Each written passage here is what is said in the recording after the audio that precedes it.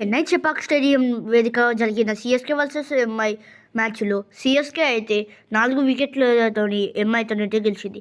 ఇదైతే అద్భుతమైన మ్యాచ్ అనుకోవచ్చు. రుతురాజ్ గైక్వాడ్ అయితే మంచి క్యాప్టెన్సీ చేసిండు. మెయిన్గా మనకైతే ఇలా సిఎస్కే స్పిన్నర్స్ అయితే ఒక అద్భుతమైన స్టార్ట్ ఇచ్చిండు. So CSK captain Ruturaj Gaikwad కూడా మంచి స్టార్ట్ ఇచ్చిండు. ఇంకా ముంబై ఇండియన్స్ విషయానికి వస్తే మాత్రం స్టాండింగ్ క్యాప్టెన్ సూర్యకుమార్ యాదవ్ అయితే బ్యాటింగ్ ఆర్డర్లో చాలా మార్పులు చేసిండు. దాంతోనే కొంచెం అయితే స్ట్రగుల్ అయింది అనుకోవచ్చు. బట్ ఎట్టకేలకైతే బ్యాటింగ్ సిఎస్కే బ్యాటింగ్లో రచిన్ రవీంద్ర మంచి నాకైతే ఆడిండు. 65 అవుట్ ఆఫ్ 45 బాల్స్. ఇంకా వాళ్ళ క్యాప్టెన్ అయిన రుతురాజ్ గైక్వాడ్ కూడా మంచి 50 అద్భుతమైన బ్రిలియంట్ అయిన 50 కూడా కొట్టిండు. సో ఈ మ్యాచ్ సిఎస్కే వర్సెస్ మ్యాచ్లో సిఎస్కే అయితే ఘనంగా గెలిచింది ఎంఐ మీద, అది కూడా వాళ్ళ స్పిన్నర్స్తోని.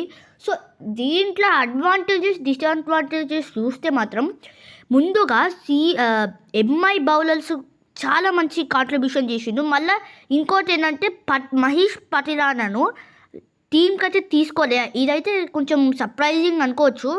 తనకు ఇంజురీ కూడా కాలే, అవుట్ ఆఫ్ ఫామ్ ఉన్నదని తీసుకోలే అనుకుంటా. ఇంకా ఇంపాక్ట్ ప్లేయర్ కింద వచ్చిన పుతాల్ కూడా 3 వికెట్స్ తీసుకున్నారు ఇంపాక్ట్ ప్లేయర్ కింద.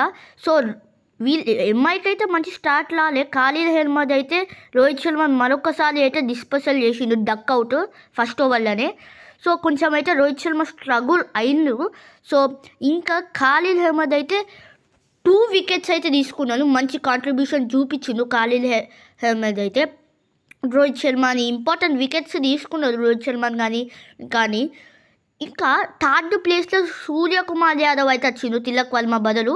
సో తిలక్ వర్మ కూడా మంచి నాక్ ఆడిండు అని చెప్పాలి. వాళ్ళు కష్టాలు ఉన్నప్పుడు తిలక్ వర్మ కూడా మంచిగా ఆడిండు. ఇంకా Suryakumar Yadav as a standing క్యాప్టెన్గా అంత మంచి పర్ఫార్మెన్స్ ఇవ్వలే, ఒక 6 తప్ప. ఇంకా ఈ పిచ్ గురించి వస్తే మాత్రం వర్షం ఓకే అంటూ ఇటు ఇంపాక్ట్ చూపించాలి వర్షం అయితే. సో అయితే స్పిన్నర్స్కి చాలా అనుకూలంగా ఇచ్చింది బాల్ వచ్చే సెకండ్ బ్యాటింగ్లో.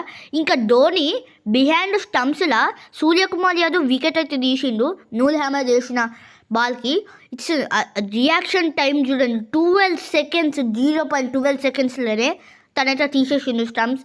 ఇదైతే చాలా ఇంపార్టెంట్ వికెట్. లేకపోతే సూర్యకుమార్ యాదవ్ కొంచెం అటు ఇటు ఒకవేళ అవుట్ కాకపోయినా తను మంచిగా 6 కొట్టు, మంచి పవర్, అసలు అప్పుడే తను ఒక 6 కొట్టిండు. ఇంకా అప్పుడు నూల్ హ్యామర్ తీసుకొచ్చినాక తనైతే అవుట్ అయిండు. ధోని మంచి స్టంప్ అది మంచిగా చేసిండు, కాంట్రిబ్యూట్ చేసిండు. నూల్ హ్యామర్ 4 వికెట్స్ తీసుకున్నారు, 5 వికెట్ హౌల్ అవు. చాలా మంచిగా ఇతన్ని ఎందుకు కొన్నారు 10 crores పెట్టి అంటే ఇందుకే మంచిగా బౌలింగ్ చేసిండు అఫ్ఘాన్ స్పిన్నర్. సో అక్కడ హెడ్ కోచ్ కూడా చూడొచ్చు, ఎంఐ హెడ్ కోచ్ నూల్ అహ్మద్ దాని గుడ్ జాబ్ అన్నారు. సో మంచి వికెట్స్ కాంట్రిబ్యూషన్లో తీసుకున్నారు.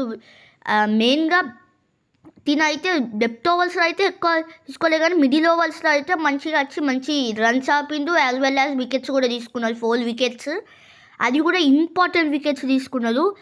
సో అయితే చూసుకుంటే మాత్రం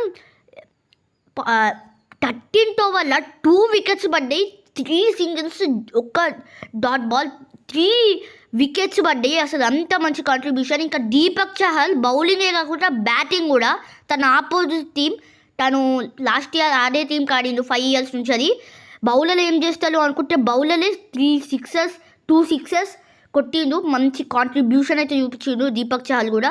నూల్ హ్యామర్ 4 వికెట్స్ తీసుకొని 18 runs అయితే ఇచ్చిండు నూల్ హ్యామర్ అయితే. నేను చెప్పినా కదా స్పిన్నర్స్కి అట్రాక్ట్ చేసుకుంటుందని ఈ స్టేడియం. ఇంకా Ravi Ashwin, the home coming of Ravi Ashwin అయితే, రవి అశ్విన్ అయితే 1 వికెట్ తీసుకొని 31 runs ఇచ్చిండు, 31 runs. కానీ అది కూడా చాలా మంచి నాక్ అయితే ఆడిండు రవిచంద్రన్ అశ్విన్ కూడా. 3 వికెట్స్ ఇచ్చి 29 runs ఇచ్చిండు ఖాళీద్ అహ్మద్. సో స్పిన్నర్స్కే కాదు, ఫాస్ట్ బౌలింగ్కి కూడా మంచి స్టార్ట్ అయితే లభించింది సిఎస్కేకు. సో దీపక్ చహల్ రీప్లేస్మెంట్గా మనకైతే ఇక్కడ కనిపిస్తుంది. ఖాళీద్ అహ్మద్ అయితే మంచి పర్ఫార్మెన్స్ ఇస్తాడు. సో దాంట్లో అయితే ముంబై 155, 9 వికెట్స్. సో దాని తర్వాత సిఎస్కే బ్యాటింగ్ రచిన్ రవీంద్ర మంచి బ్రిలియంట్ 50 కొట్టిండు. యాక్చువల్లీ ఇక్కడైతే బ్యాటింగ్లో చాలా చేంజెస్ చేసిండు రుతురాజ్ గైక్వాడ్. మనం దేవన్ కాన్వేని తీసుకొచ్చామనుకుంటే దేవన్ కాన్వే కాదు, రాహుల్ త్రిపాఠిని తీసుకొచ్చిండు.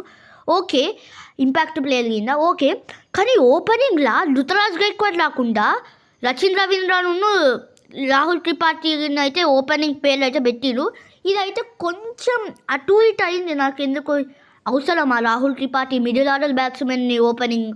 సో ఎక్స్పెరిమెంట్ అయితే చేసిండు, అది అడ్డంగా ఫెయిల్ అయిపోయింది. రాహుల్ త్రిపాఠి అయితే అంత మంచి నాకైతే ఆడలే అసలు, జస్ట్ పార్ట్నర్షిప్ ఇచ్చింది అంతే. రచిన్ రవీంద్ర లాస్ట్ వాళ్ళకి మంచిగా ఉన్నాడు. ఇంకా Ruturaj Gaikwad 6 balls 3 sixes 53 out of 26. ఒక క్యాప్టెన్ ఇన్నింగ్స్ అంటే ఇట్లుండాలని నిరూపించిండు. సో రచిన్ రవీంద్ర లాస్ట్ వాళ్ళకి ఉన్నాడు, తను 64 runs మంచి కాంట్రిబ్యూషన్ ఇచ్చిండు రచిన్ రవీంద్ర ఉన్నది రుతురాజ్ గైక్వాడ్ క్యాప్టెన్గా. ఇంకా చూసుకుంటేనైతే వాళ్ళ ఎంఐ బౌలర్స్ కూడా చాలా మంచి కాంట్రిబ్యూషన్ చేసిండు. 159 స్కోర్ అయినా కూడా చాలా మంచి ఇట్లా లైక్ దీపక్ చాల్ 1 wicket తీసుకున్నాడు. ముఖ్యంగా ఏంటంటే 10 bowls 0 wickets 26 runs ఇచ్చిండు. సో ఇంకా పుతాల్ ఇంపాక్ట్ ప్లేయర్ కింద వచ్చిండు. పుతాల్ సూర్యకుమార్ యాదవ్ మంచి డెసిషన్ తీసుకున్నాడు పుతాల్ని అయితే తీసుకొచ్చి. తనైతే ఏకంగా 3 wickets తీసుకున్నాడు యంగ్స్టర్. చాలామందికి 10 bowls మీద ఎక్స్పెక్టేషన్స్ ఉండే, బట్ నిరాశ పరిచిండు ఫస్ట్ మ్యాచ్ ఉన్నాయి. ఇంకా విల్ జాక్స్ నుంచి 1 wicket అందించిండు, స్పిన్నింగ్ మంచిగా చేసి 1 wicket అయితే అందించిండు. దాంతో ఎంఐ అయితే 6 wickets తీసింది సిఎస్కేకు. సో అట్లనే బ్యాటింగ్ ఆర్డర్లో సిఎస్కేకి అయితే రుతురాజ్ గైక్వాడ్ క్యాప్టెన్ కొంచెం చాలా మార్పులు చేసిండు, కొంచెం కాదు. దీపక్ హూడాని తీసుకొచ్చిండు. యాజ్ వెల్ యాజ్ మనం ఏమనుకున్నాం, విజయ్ శంకర్ని తీసుకొస్తాను అనుకుని చాలామంది ఎక్స్పెక్ట్ చేసిండు. Deepak Hooda out of form అనుకున్నాం, బట్ దీపక్ హూడాను బ్యాటింగ్ కోసం తీసుకొచ్చిండు. Rachin Ravindra 2 fours 4 sixes 65 runs out of 45. So తనకు చెప్పింది అనుకుంటా గైక్వాడ్, ఈ రన్స్ చేస్తేనే నీకు ప్లేస్ వస్తుంది, లేకపోతే దేవన్ కాన్వే. దాని తర్వాత మహేంద్ర సింగ్ ధోని అయితే వచ్చిండు.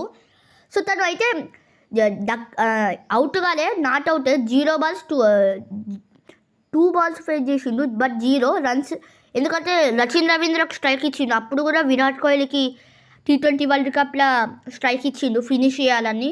సో ఇప్పుడు కూడా రచిన్ రవీంద్ర యంగ్స్టర్కి స్ట్రైక్ ఇచ్చిండు. సో ధోని తలుచుకుంటే తను ఫినిష్ చేయొచ్చు, బట్ యంగ్స్టర్తో ఫినిష్ చేపిద్దామని అనుకున్నాడు అది.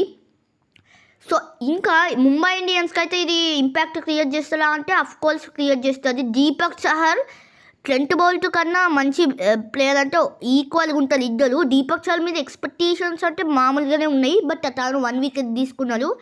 సో ముంబైకి అయితే ఇది కొంచెం ఇంపాక్ట్ చూపించచ్చు. మిగతా మ్యాచెస్లో ముంబై ఒకవేళ రాణిస్తేనే ముంబై అయితే గెలిచే ఛాన్సెస్ ఉంటుంది, లేకపోతే లేదు.